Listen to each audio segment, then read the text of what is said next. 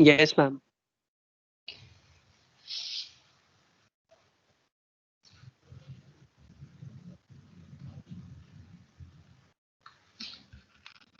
Okay, so in the last class, we discussed certain basic concepts in the calculations of future value and present value.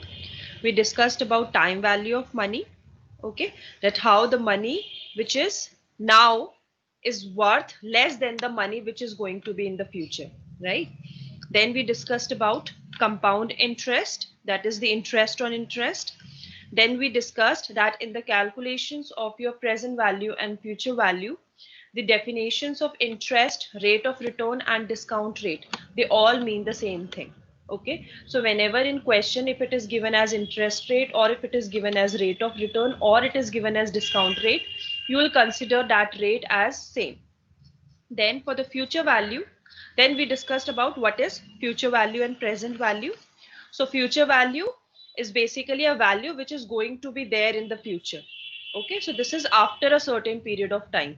And present value is the today's date value, that is at 0 point of time, that is actually at particular that day जिस दिन हम calculation कर रहे हैं सिर्फ उसी दिन की जो वैल्यू होती है that is called present value.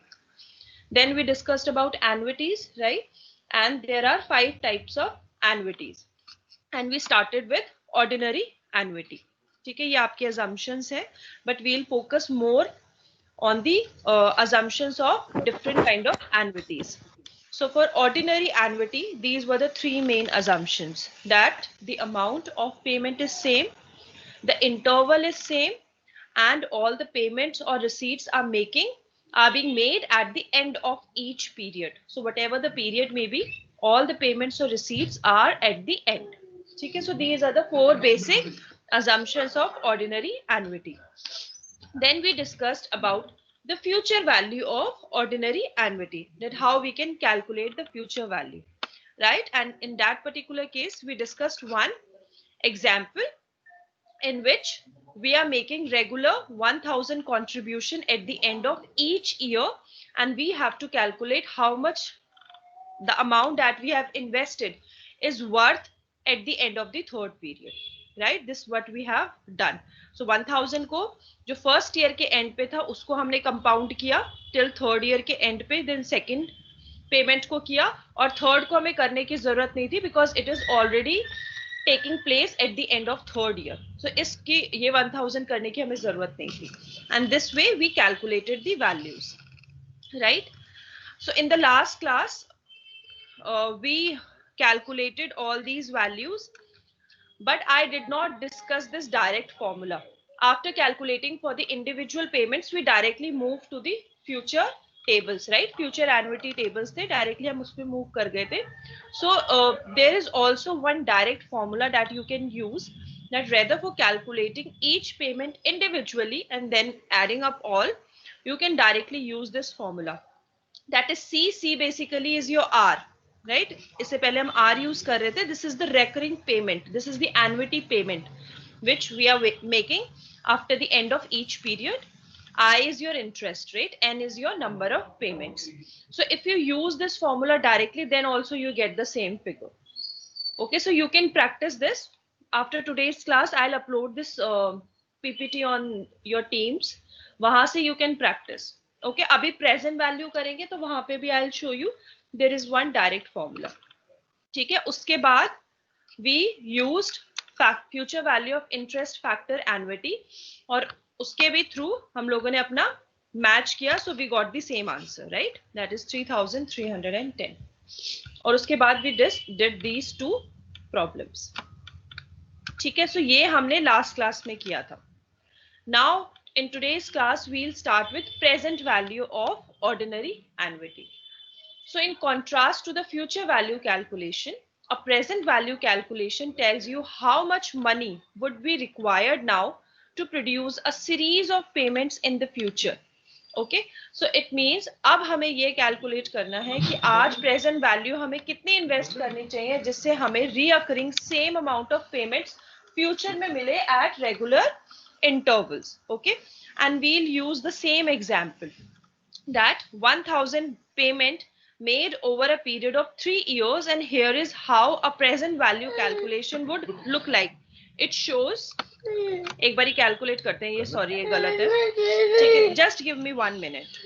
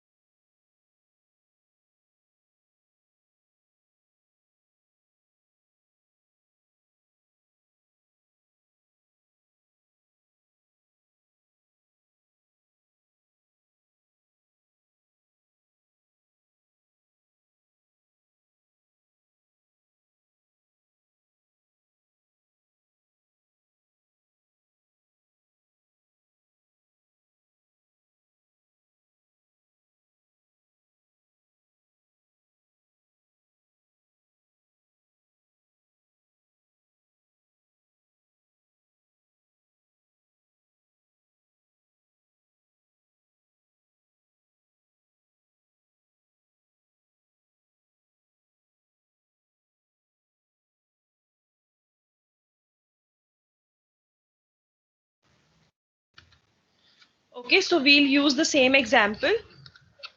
Now in this particular example, again we are making a, now in this particular situation we have to calculate कि हमें आज प्रेजेंट वैल्यू में कितना पैसा चाहिए जिससे हर ईयर एंड पे मुझे 1000 रुपीज मिले फ्यूचर में.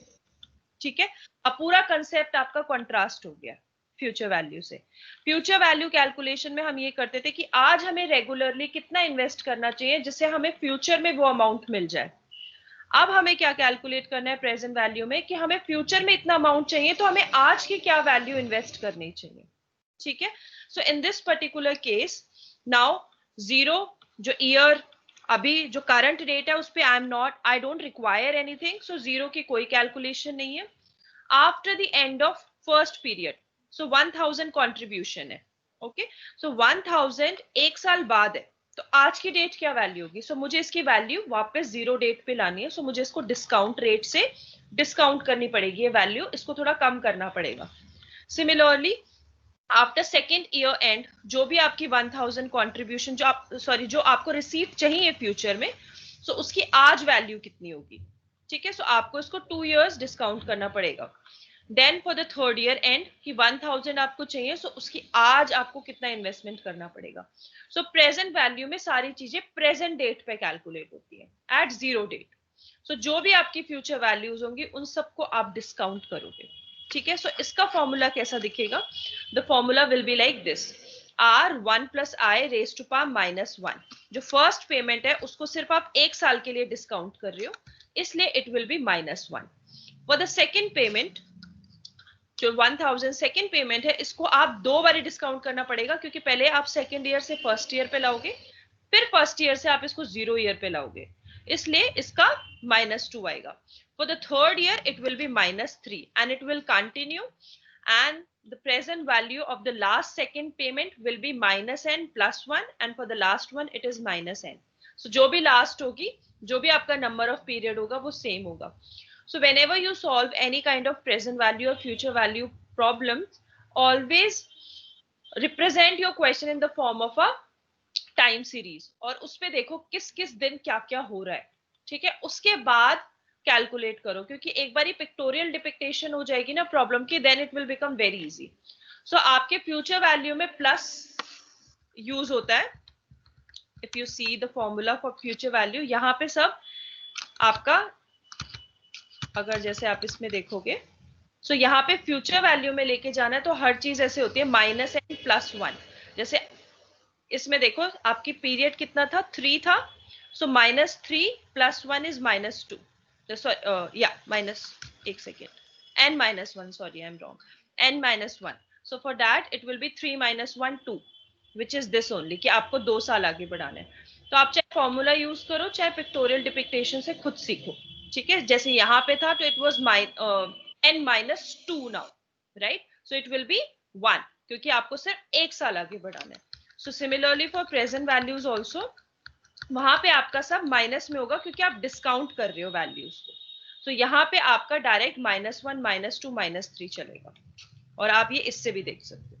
ठीक है, कि 1000 से -1 करेंगे, मतलब पावर की बात कर रही हूँ मैं यहाँ पे, then it is -2 and it is -3. इस तरीके से you can solve it. Ma'am yes ma'am हम लोग मतलब फ्यूचर से प्रेजेंट पे आ रहे हैं इसीलिए हम माइनस कर रहे हैं ना. राइट राइट राइट, क्योंकि हम इसको, ओके. तो ये हमारा अगर हुआ तो ये फॉर्मूला ऐसे होगा ना, r डिवाइड बाय 1 प्लस आई, क्योंकि माइनस में पावर तो ये डिवाइड हो गया ना यस बेसिकली. मैम. हाँ हाँ मैम वो तो हाँ, है. तो हम जो ठीक है. हमारी एन्युटी है हम उसको डिस्काउंट कर रहे हैं इंटरेस्ट से, क्योंकि हमें पता है यस प्रेजेंट वैल्यू हमेशा कम होगी फ्यूचर वैल्यू से. राइट, क्योंकि फ्यूचर वैल्यू हमने जब सीखा था, हमने कहा था यस मैम. बहुत उस 1 साल के ड्यूरेशन में इंटरेस्ट रेट्स होते हैं आपके, डिफरेंट काइंड ऑफ रेट्स होते हैं, मतलब मनी की वैल्यू हमेशा फ्यूचर में बढ़ती है. राइट, सो इसीलिए आप जब प्रेजेंट पे लाएंगे तो विल डिस्काउंट इट, और डिस्काउंट कैसे करोगे, डिवाइड करके. तो आपका फॉर्मूला ऐसे होगा, r डिवाइड बाय 1 प्लस आई. ठीक है, सो ये पावर आपकी इसीलिए नेगेटिव है, और उसमें आपकी पावर पॉजिटिव होती है, और आपका फॉर्मूला होता है n-1.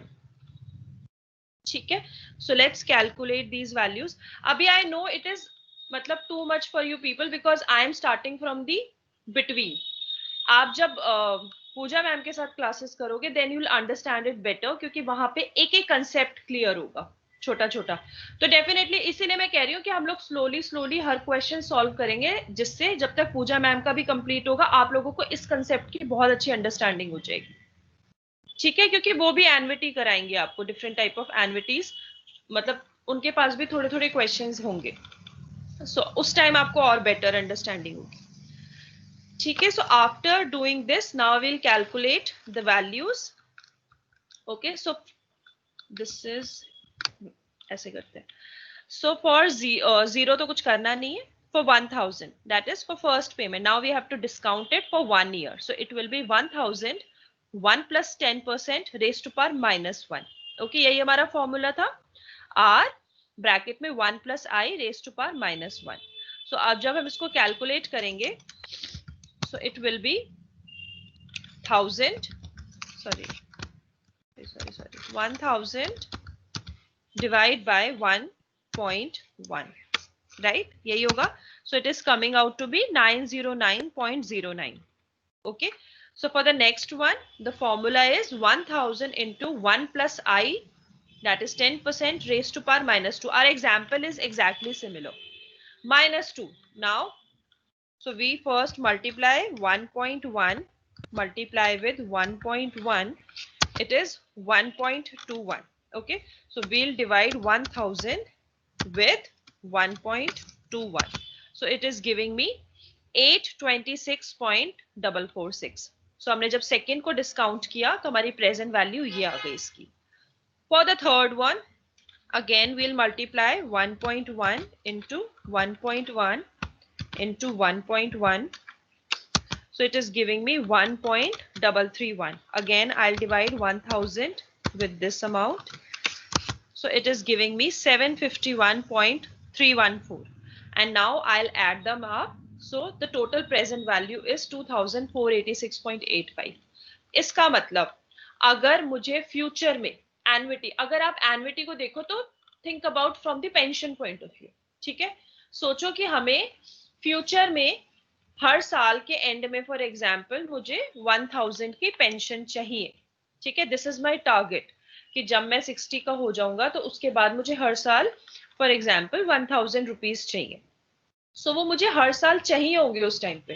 तो मतलब आज मुझे कितना इन्वेस्ट करना पड़ेगा जिसकी वजह से मुझे फ्यूचर में एन्युटी मिले. Annuity is always the equal amount which is the periodical amount after each period, same रहता है वो अमाउंट.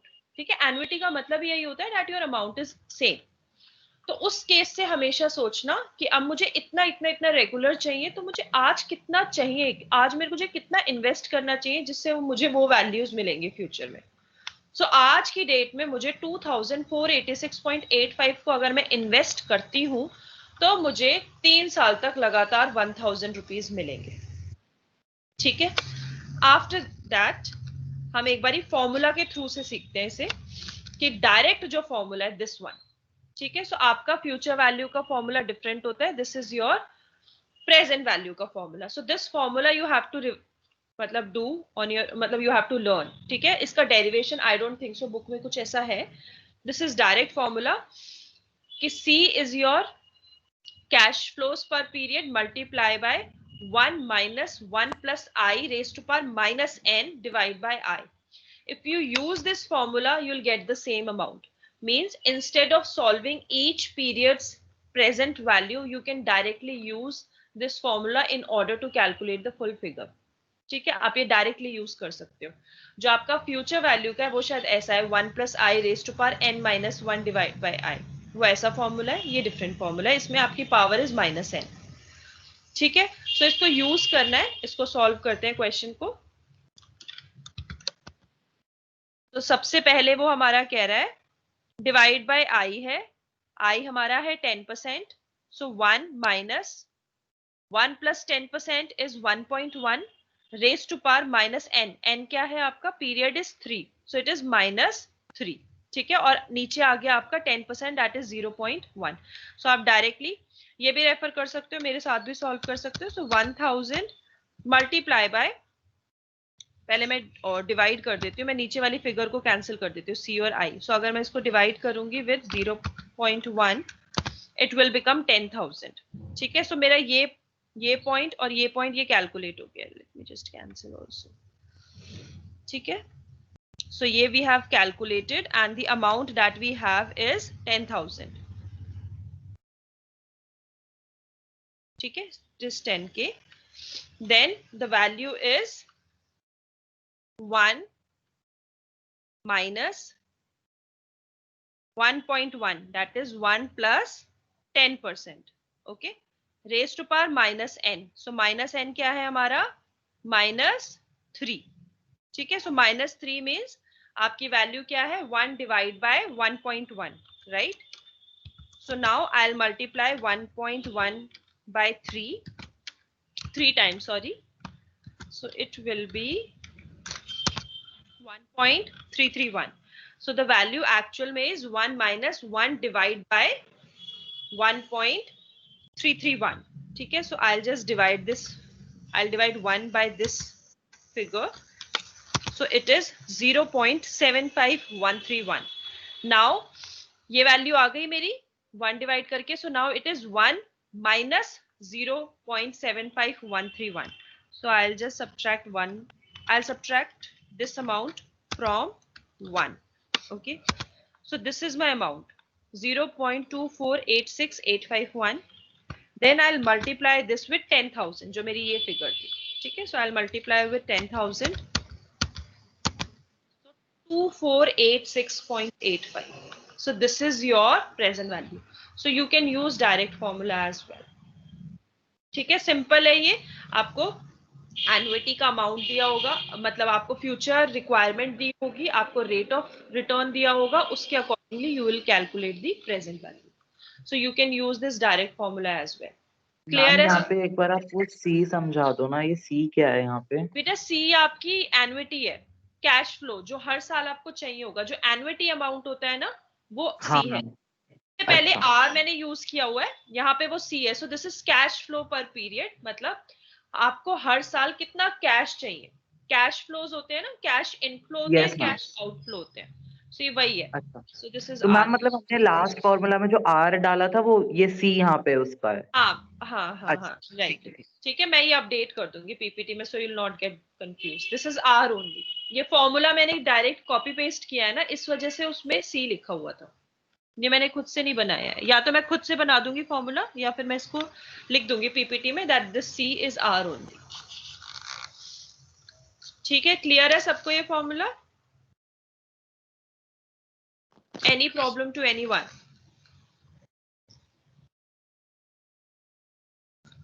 ठीक है, सो फिर नेक्स्ट में आते हैं फैक्टर टेबल्स. ठीक है, सो जैसे हमारे future value interest factor annuity होता है, ऐसे ही हमारे present value interest factor annuity होता है. सो we'll find the tables for this as well. अभी मैं डिस्कार्ड करती हूँ. So let's open them.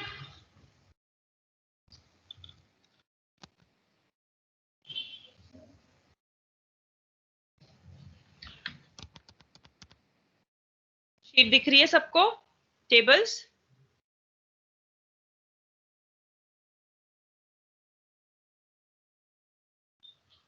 Tables visible है? yes ठीक है। सो दीज आर योर, एक ही मैंने लिंक दिया है, इसमें आपको प्रेजेंट वैल्यू फ्यूचर वैल्यू दोनों के मिल जाएंगे। So first is future value interest factors, so this we don't have to consider now. Next भी आपका फ्यूचर वैल्यू है, वो भी हमें कंसीडर नहीं करना। देन अब आपका आता है present value. So present value interest factor for $1 discounted, ये भी हमें यूज नहीं करना because we have to use the annuity वाला factor table. So last table, that is present value interest factors for a $1 annuity discounted at this. So we have to use this table now. So always make sure which table you have to refer. Annuity वाला refer करना है। तो हमारा interest rate कितना है? 10%, और हमारा number of period कितना है? 3। So the amount is this, right? 2.4869। This is your interest rate, this is your period. So this is the amount. Now you can simply multiply this amount with your annuity amount, that is 1000. So when you multiply this, you'll get the direct present value. So in order to save your time, it is always suggested that you should follow this table, and you'll get this table, you'll get these tables in your exam as well. तो इसकी practice कर लेना। अब इसमें बहुत आसान हो जाता है हर चीज सॉल्व करना, कि प्रेजेंट वैल्यू का डायरेक्ट आपके पास फैक्टर टेबल वैल्यू है, और फ्यूचर वैल्यू की भी डायरेक्ट आपको वैल्यू है। तो अब आपको इंडिविजुअली किसी को भी कैलकुलेट नहीं करना, ना ही आपको फॉर्मूला यूज करना है, you will get the direct value, और उसको बस अपनी एन्युटी अमाउंट से मल्टीप्लाई कर दो। क्लियर है सबको ये? Any doubts to anyone?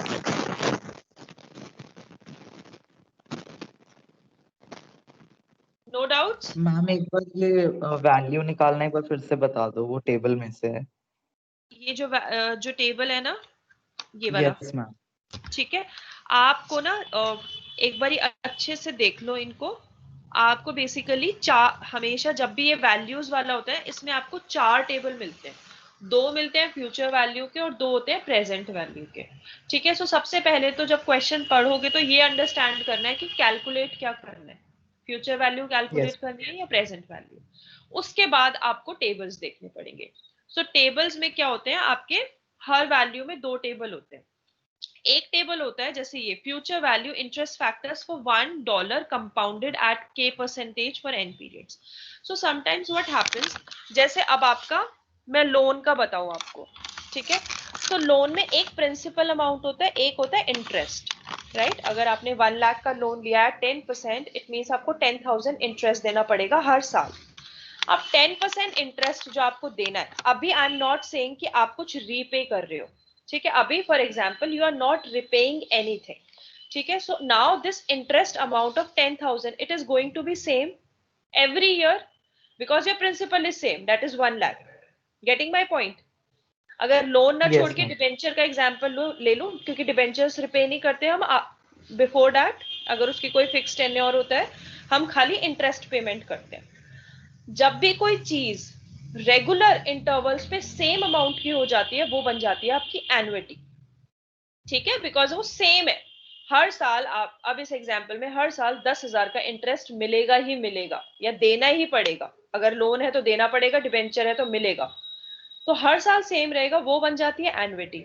और जो खाली एक अमाउंट होता है, जो मतलब सिर्फ एक वैल्यू है जिसको आगे लेके जाना है, उसके बाद कोई और वैल्यू नहीं आ रही है मेरी। अब जैसे इस केस में प्रिंसिपल अमाउंट है 1 लाख, एक ही बारी लिया ना, जब लोन लिया तो एक ही बारी आया ना मेरे पास 1 लाख रुपीस, दोबारा तो नहीं आया। तो वो 1 लाख अगर मुझे यस फ्यूचर में लेके जाना है 5 इयर्स आगे तक, तो उसके लिए ये वाले टेबल यूज होते हैं कि future value interest factor for $1 compounded. सिर्फ $1 कंपाउंडेड मतलब सिर्फ एक वैल्यू है, उसको मुझे उस इंटरेस्ट रेट पे जो भी उस टाइम चल रहा है, उसको मुझे 5 साल आगे लेके जाना है। सो उस केस में होते हैं आपके ये वाले table use, future value interest factors for $1 compounded. सिर्फ $1 है, मतलब एक अमाउंट है जो कंपाउंड हो रहा है for a certain period of time.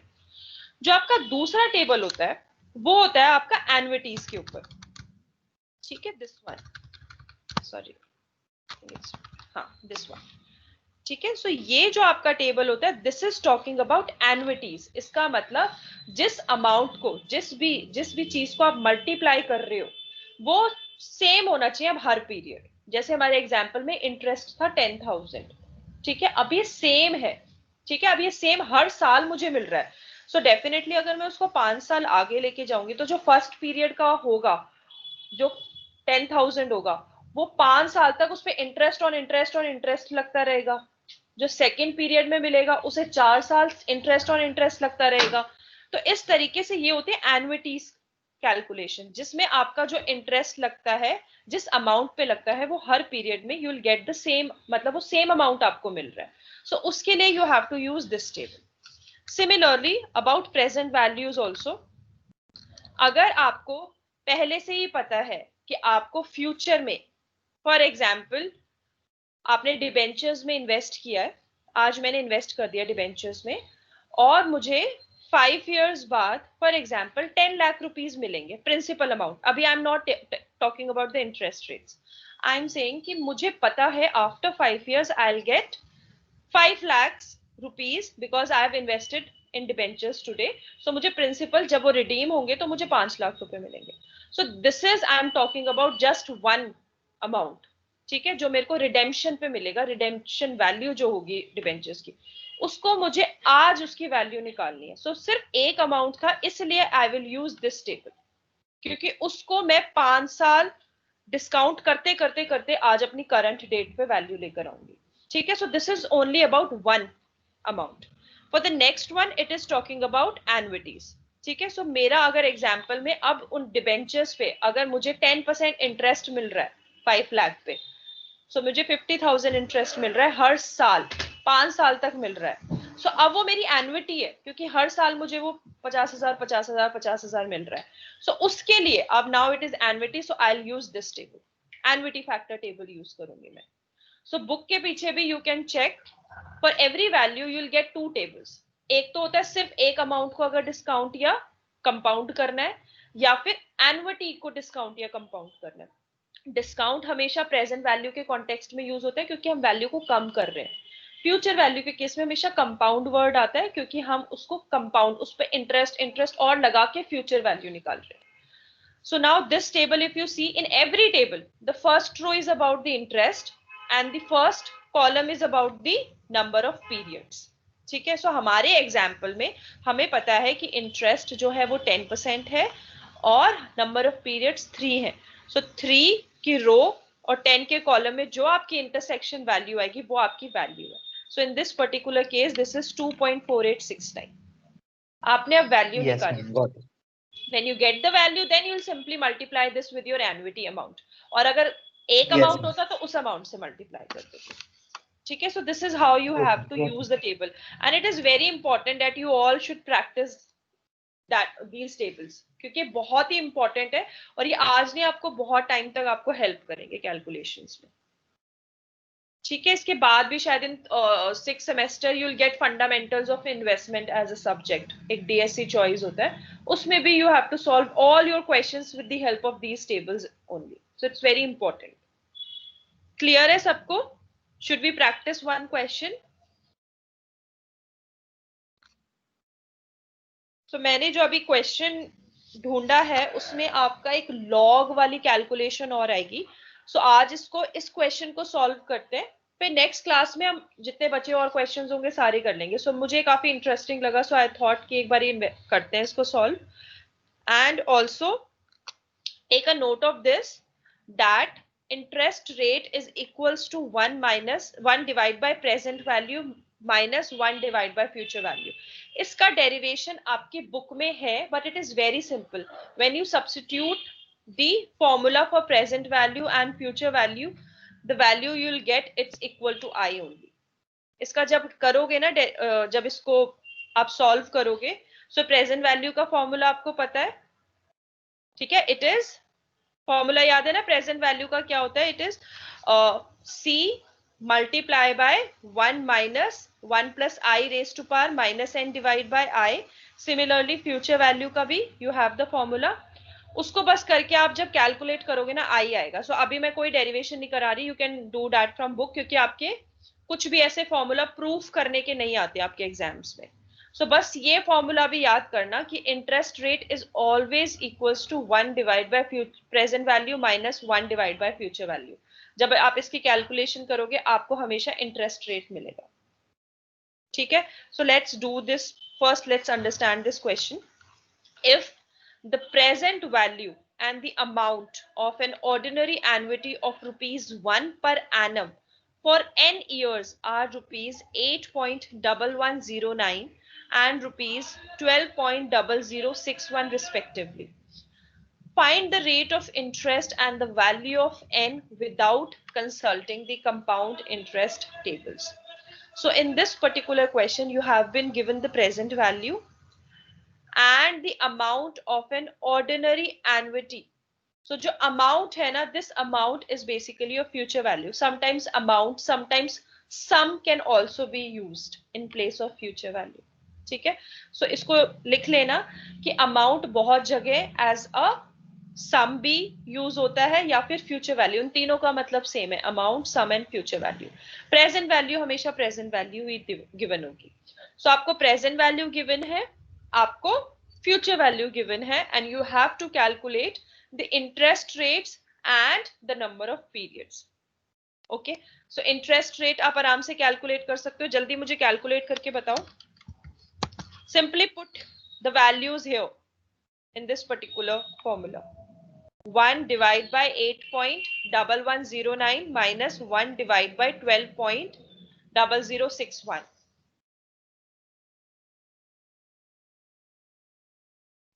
Just substitute the values in this formula.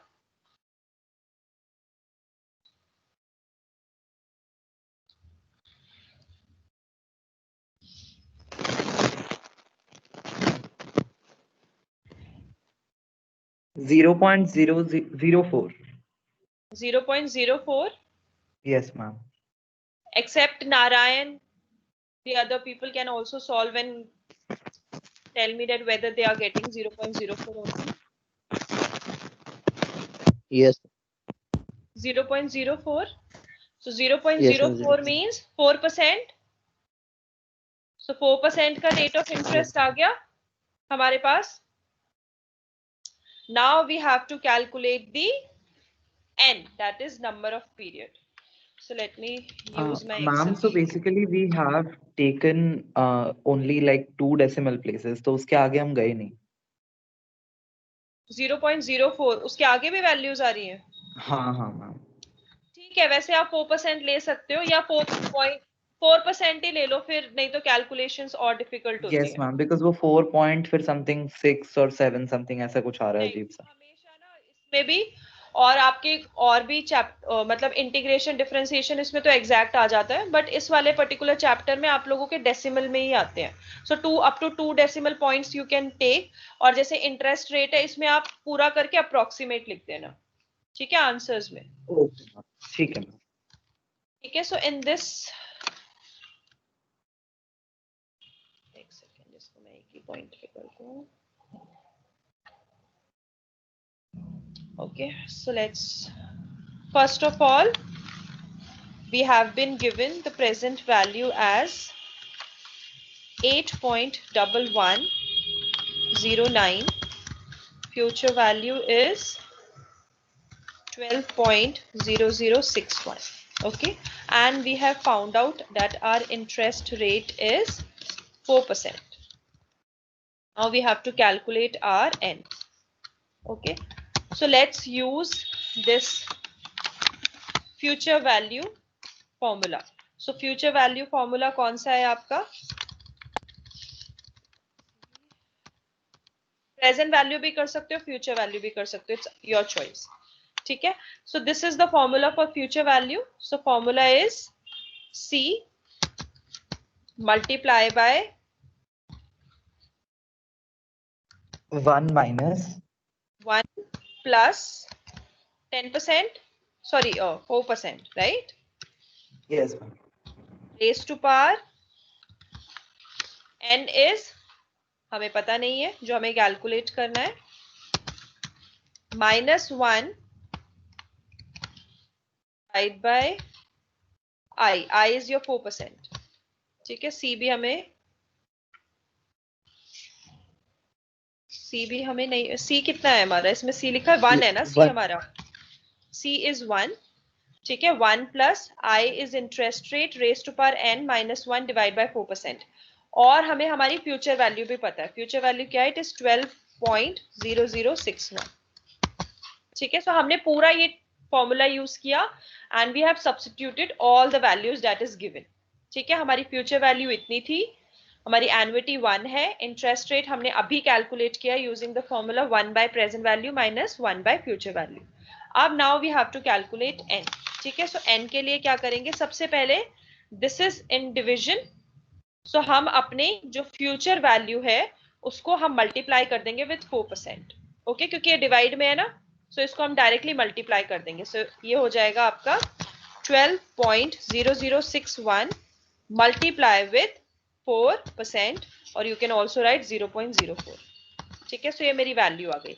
अब मेरा बचा क्या है, बचा है मेरा 1.04 raise to power n minus 1.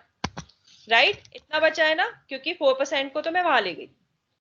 अब this 1 also I'll take to the left side, so it will be 1.480244. या आप इतना भी छोड़ सकते हो. ठीक है, so again what is left, 1.04 raised to power n. अब मुझे n की वैल्यू निकालनी है. अब जब n की वैल्यू निकालनी है तो अब मुझे क्या यूज करना पड़ेगा, लॉग. ठीक है, क्योंकि पावर में है n. So now I will take, अच्छा ये बताओ आप लोगों ने 12th में लॉग किया हुआ है? यस मैम, बट मैम ये ठीक है, वो ऊपर तो मैं वाला रिवाइज स्टेप करा समझ दूंगी, में बट नहीं करा आया. हुआ है ना. referred the log tables. तो कैसे करते थे? And we have done just the like the questions. मतलब हमने log tables को refer नहीं करा, हम जैसे algebra के questions होते हैं, so we log x and those things we did. Log के फॉर्मूला यूज किए मैम, बेसिकली उसकी जो प्रॉपर्टीज होती हैं प्लस माइनस मल्टीप्लिकेशन वाली. हाँ हाँ, तो वही यूज करना है इसमें भी हमें. ठीक है, उसके बाद लेकिन हमें टेबल रेफर करने पड़ेंगे, वैसे नहीं करना, क्योंकि आपके कोर्स के अकॉर्डिंगली आप लोग साइंटिफिक कैलकुलेटर्स तो यूज कर नहीं सकते. ठीक है, सो हमें इस केस में लॉग टेबल रेफर करने पड़ेंगे. आई विल शो यू कैसे रेफर करते हैं. सो अभी we'll take log on both the sides. ठीक है, so it will become log of, अभी डरना मत. ठीक है, ये पहला क्वेश्चन है इसके ऊपर, अभी और बहुत ऐसे क्वेश्चंस हैं, और आपके पूरे कोर्स मतलब मैथ सब्जेक्ट में लॉग बहुत यूज होगा, तो आपको प्रैक्टिस हो जाएगी. So it is 1.4802 equals to log of 1.04 raise to power n. ठीक है, अब आती हैं आपकी प्रॉपर्टीज. ठीक है, सो इन जो ज्यादा आपकी प्रॉपर्टीज यूज होती हैं वो आपकी 3 यूज होती हैं, विच इज, एक सेकेंड, दिस.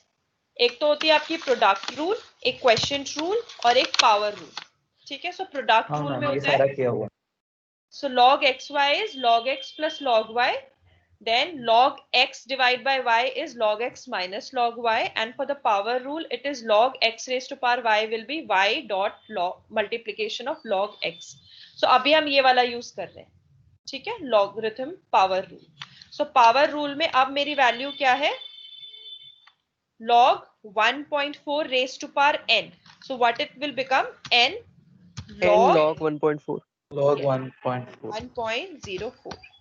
ठीक है, and it is log this. ठीक है, now we have to refer our log tables.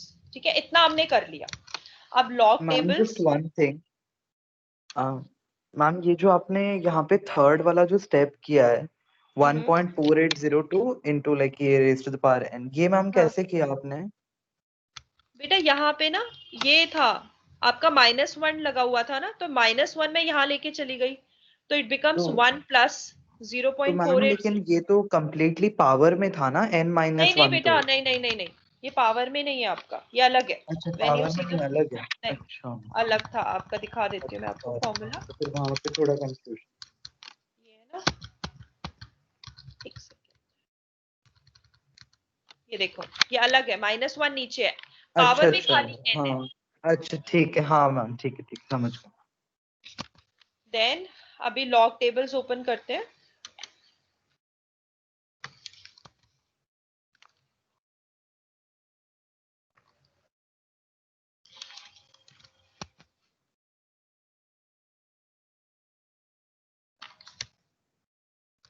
ठीक है, तो सबसे पहले हम लॉग टेबल्स पे जाएंगे।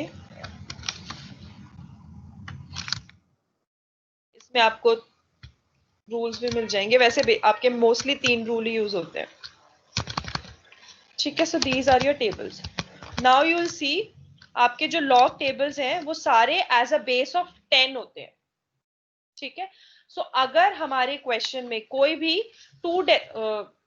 10 से ज्यादा वैल्यू नहीं है तो उनको कैलकुलेट करने का एक प्रोसीजर होता है। ठीक है, so I will show you the procedure first. जैसे अब आपका 1.4802 है, सो डेसिमल पॉइंट से पहले 1 है और हमें कम से कम 2 पॉइंट वैल्यू चाहिए, क्योंकि हमारा जो सारे लॉग टेबल्स हैं ये बेस आपके 10 बेस के अकॉर्डिंगली कैलकुलेट होते हैं। सो मुझे इसको अप टू 2 पॉइंट्स बनाना पड़ेगा। सो 2 पॉइंट्स बनाने के लिए व्हाट आई विल डू, अभी ना लॉग भूल जाओ, बस एक बार ऐसे देखो कि अगर मैं 14.802 को मल्टीप्लाई करूंगी 10 रेज टू पावर -1, तो मेरी वैल्यू सेम रहेगी। इसको ना वैसे दिखाती हूँ, तुम कंफ्यूज हो जाओगे नहीं तो।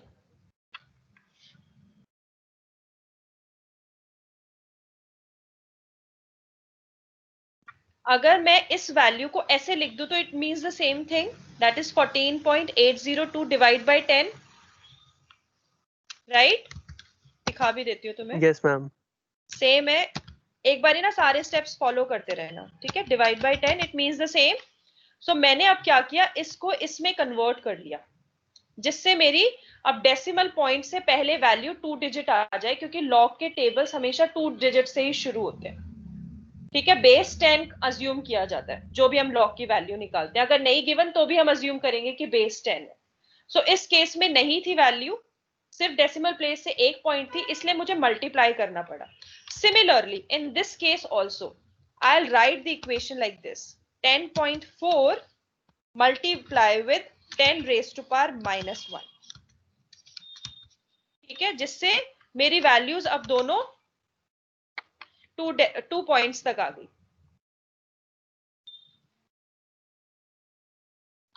ठीक है, now I can find the, sorry अभी सेव नहीं कर रही, now I can find the values how. First वाले की देखते हैं, 14.802, इसकी वैल्यू निकालनी है मुझे लॉग की। सो इसके आगे लॉग लगा देना, log of this value and log of this value। ठीक है, सो 14, सो हमेशा जब लॉग की वैल्यू देखते हैं हम तो इसमें दो चीजें होती है आपकी, कैरेक्टरिस्टिक्स एंड मेंटेसा, ऐसे करके कुछ होता है। बहुत इजी है, जो आपकी वैल्यू है उसको दो पार्ट्स में डिवाइड कर लो, एक तो आती है आपकी डेसिमल से पहले वाली वैल्यू, एक होती है आपकी डेसिमल के बाद वाली वैल्यू। सो जब हम लॉग की वैल्यूज देखते हैं तो हम जो डेसिमल से पहले वाली वैल्यू होती है, जैसे इस केस में 14 है तो हम 14 देखेंगे सबसे पहले।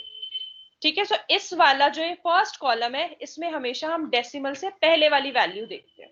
ठीक है, और उसके बाद जो डेसिमल के बाद वाली वैल्यू है हम उनको फिर एड अप करते रहते हैं। So in this particular case it is 14.802, तो सबसे पहले 14, अब 8 है नेक्स्ट। ठीक है, सो अब आप रो वाइज चलोगे। ठीक है, सो 8 देखो आप, 8 कहाँ है, यहाँ आ रहा है, सबको दिख रहा है? Yes ma'am. So it is 14। अभी प्लीज डोंट वरी, मैं अभी बहुत क्वेश्चंस कराऊंगी, ऐसे एक बारी बस ट्राई करो समझने का। सो ये 14 आ गया and this is 8, so this is coming out to be 1703। इसके बाद इट इज 0। ठीक है, सो 0 है तो अभी अभी don't have to add anything. अगर इसकी जगह ये 1 होता तो एक बारी टेबल्स देखो आप, यहाँ पे you will get this thing, mean difference. So यहाँ पे फिर अगर इसके आगे कोई वैल्यू होती और पॉइंट के बाद तो हम ऐड कर देते हैं। अभी ऐसा कुछ भी नहीं है तो अभी छोड़ दो इसको, ठीक है। जैसे जैसे क्वेश्चंस आएंगे हम और प्रैक्टिस कर लेंगे। सो अभी मेरा यहीं पे सॉल्व हो रहा है 14.8 पे, ठीक है। सो 14 पॉइंट ये 8, सो दिस इज 1703। सो अभी मैंने वैल्यू मैम निकाल ली अपनी। यस मैम ये 802 था, इसीलिए मतलब नेक्स्ट 0 था, इसीलिए हमने स्किप कर दिया। अगर 820 यस था तो वो यस 2 का मेन डिफरेंस से निकालते। यस यस यस, अच्छा अच्छा, ठीक ये है। 0 था इसीलिए मैंने अभी स्किप कर दिया कि मुझे कुछ भी यस। ऐड नहीं करना। अगर 0 की जगह 1 2 3 9 तक अगर कुछ भी होता तो मुझे मीन डिफरेंस से वैल्यूज की ऐड करनी पड़ती। ठीक है, ओके। 0 था इसलिए मैंने अभी स्किप कर दिया। अब मेरी वैल्यू मुझे आइडेंटिफाई हो गई, इट इज 17.04। ठीक है, सो 3।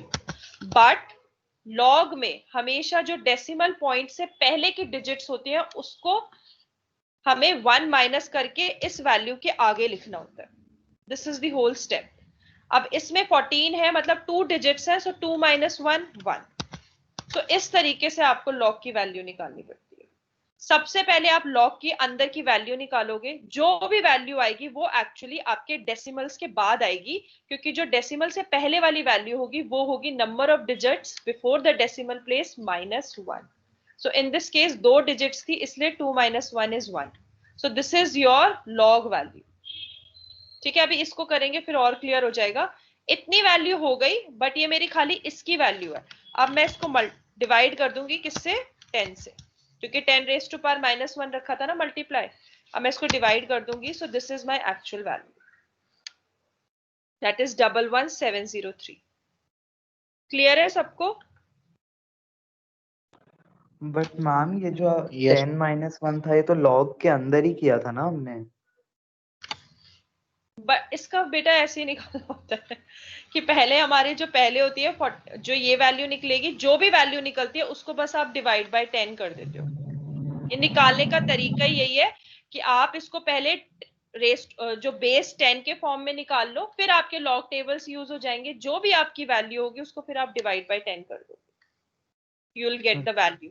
हमें एक्चुअल में वैल्यू इसकी निकालनी थी ना, 1.4802 की। सो उसकी यस वैल्यू मैम, निकालने के लिए हमें ये सब करना पड़ा कि हमने फिर 14.802 की वैल्यू निकाली और जो भी निकली उसको हमने 10 से डिवाइड कर दिया फिर। ठीक ठीक है, है। अब सिमिलरली हम 10.4 की वैल्यू निकालेंगे। नहीं, shit, sorry sorry sorry, I have made a blunder here, I have made a blunder here. This is not like this. log 14 आपका ये मल्टीप्लीकेशन में है ना, तो it will be like this. Yes ma'am, मैं वही सॉरी बोल रहा सॉरी था आपको। सॉरी दिस ये इज प्लस होके फिर वो होगा minus plus log. log 10। Sorry sorry, you are perfect. Ma'am ये मैंने ब्लंडर कर दिया। मल्टीप्लिकेशन में, मैम ये मल्टीप्लिकेशन में तो प्लस होगा ना, माइनस नहीं होगा। बेटा ये ना आपका यहाँ पे ना प्रोडक्ट, रेज टू -1 यहाँ ऐसे पे अच्छा होगा। रेस टू अच्छा पार ठीक भी है, है ना हाँ तो कुछ। अच्छा फिर वो वैसे ही आ जाएगा नीचे भी। हाँ हाँ ठीक है ma'am.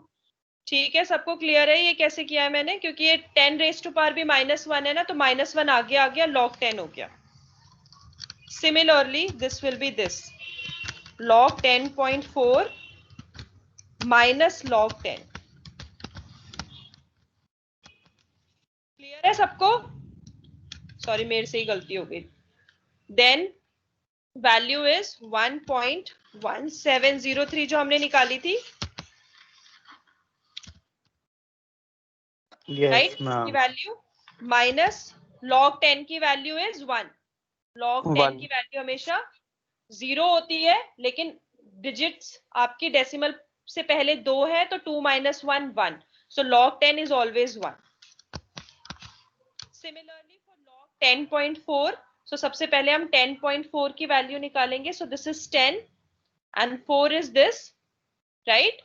10.4, so value is 0170. Before the decimal places it is 2 digits, 1 and 2, so 2 minus 1 1, so it is 1 minus. Okay, so it is 1 minus 17 minus 1 again, that is for the value of log 10. ठीक है, so now I am simply, और यहाँ पे n और है ना आपका, n is also here, sorry, n is also here, So it will be,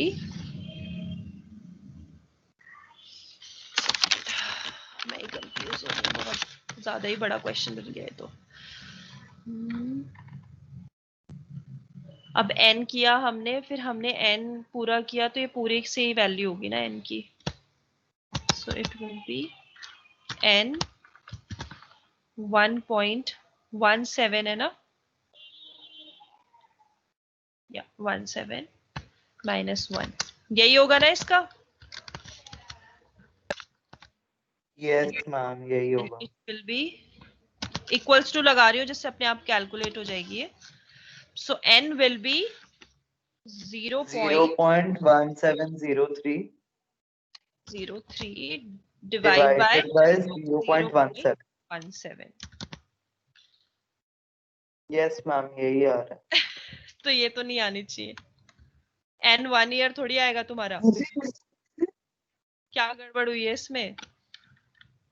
it is, ये तो बिल्कुल ठीक है आपकी 0.1703, n इज दिस 10.4 की वैल्यू ठीक है। Ma'am there will be n minus n, जो आपने n log 10.4 करा है वहां पे n जो है वो n log 10 भी होगा।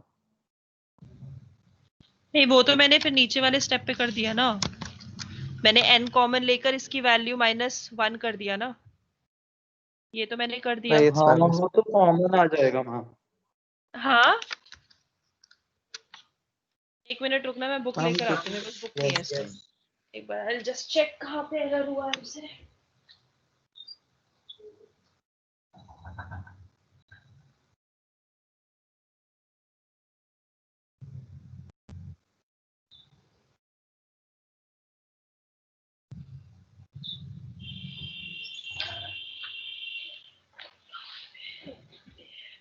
आपकी वैल्यू तो आ रही है 10, कुछ पॉइंट्स में हमसे गड़बड़ हुई है। तो आपकी जो वैल्यू है as per book n log 1 एक सेकेंड रुको, ये तो करेक्ट है आपकी, इसमें गड़बड़ हो रही है -10.4, ये तो हमने सही निकाली थी। log 10.4 इज 1.04, वैल्यू निकली आपकी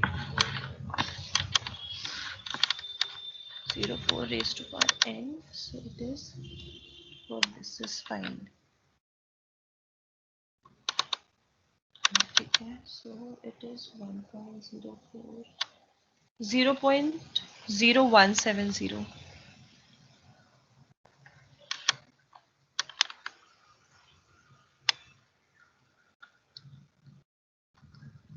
देखना इसमें क्या गड़बड़ हुई है, बुक में ना बहुत डायरेक्ट गिवन है, मैम बहुत आपने अच्छे कि से। 17 उसके पहले 0 भी तो आएगा। ये किससे पहले? n, मैम ये लास्ट वाले रो में आओ आप, n 1.017। There is 1 0 also before that. Yes ma'am. Ma'am कहाँ इसके पे? नीचे मैम इसके ये n इंटू हम्म, 1.017 -1 होगा। ओ यस, अच्छा, इसी की वजह से गड़बड़ हुआ है हमारा। so yes it is ma'am.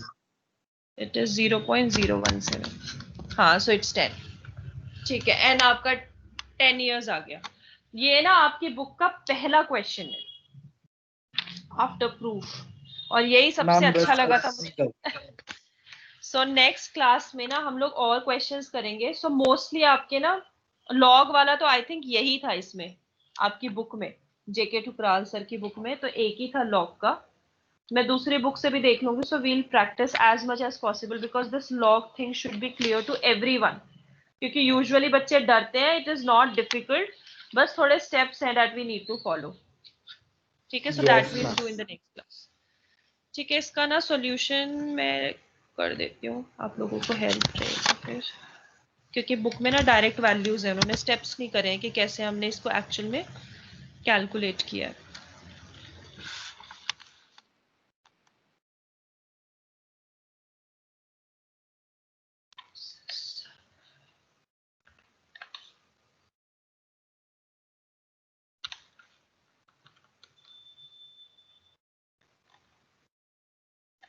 Okay, so this is solved. So यहाँ तक की PPT I'll upload on Teams today.